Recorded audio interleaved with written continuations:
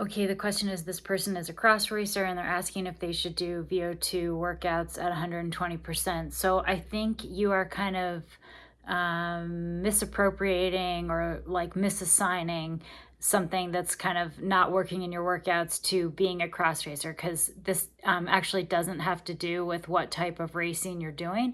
And it has more to do, or everything to do, with kind of your unique physiology.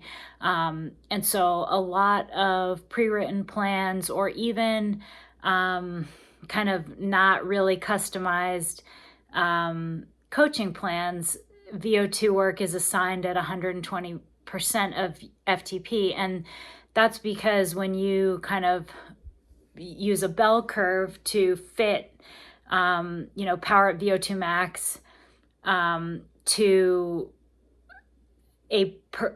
many people's kind of power duration curve, it comes out at 120%. That, kind of 3 to 5 to 6 to 8 minute power maximal will be 120% of FTP. But that is a bell curve, and so there's going to be outliers. And so, you are probably an outlier. Like, I assume you're not asking this question if you're finding that 120% is the appropriate intensity for you to do your VO2 work.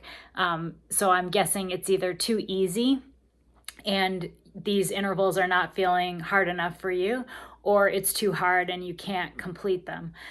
So I have talked in previous videos about this, and about where intensity over FTP really starts to, these kind of prescriptions based on a bell curve really start to break down at intensities over FTP. It's just much more variable from individual to individual. Whereas at intensities below FTP, it's like you can really be confident when you say work at 90% of FTP. That is going to be sweet spot for just about everyone. But when you start getting into intensities over FTP, there's just significantly more variability. And so these prescriptions really do start to break down. In addition to that, target wattage of VO2 max will change over time, and it's also trainable. So in addition to there being a lot of variability from person to person, it's also going to change, in person over time. So percentage of FTP is just not a good way to do VO2 max training. It simply has to be maximal. So VO2 max is your maximal volume of oxygen that you can process. It's expressed in milliliters per minute, or deciliters per. There's multiple ways. I'm drawing a blank on the two kind of more common ways that this is expressed. But be that as it may, it is referring to your ability to maximally process oxygen. And so that is when you are gasping for air, when you are completely out of breath. That is at your VO2 max, and you can only train your VO2 max when you are in that physiological state, when you're gasping for air. So if the intervals are too easy, you are not training your VO2 max. And if they're too hard and you're not completing them, well, then you're also not going to get, the appropriate stimulus. So it's going to depend on your fitness and level of experience, but generally, a VO2 max workout is going to get you to that maximal oxygen uptake scenario for kind of 1 minute to several minutes at a time. That's kind of all we can handle.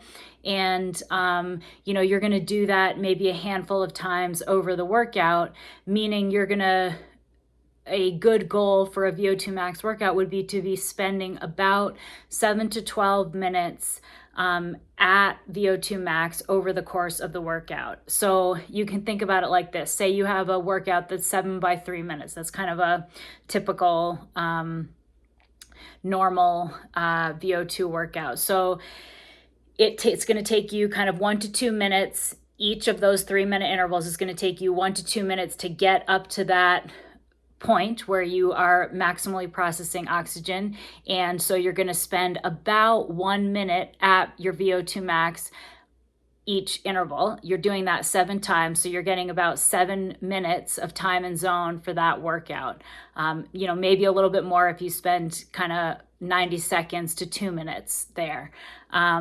So yes, kind of 7 to 14 minutes in theory you're spending at VO2 max over the course of that workout. And that is going to be really adequate stimulus for a VO2 max workout. Unless you are using the mask and really measuring oxygen exchange, you're not going to know if you're actually at VO2 max. But most athletes know what that feels like because we've been there, and you know how hard and kind of how miserable it is. That's when you are getting to VO2 max. So you need to be fresh because you won't be able to get to VO2 max if you're really tired. You won't have the legs to do it, for one. But you can also kind of use heart rate as like a little bit of a guide. If your heart rate is kind of getting up into that pretty close to maximal zone, then you're probably close to VO2 max. That would be something that you might look at post-workout in review.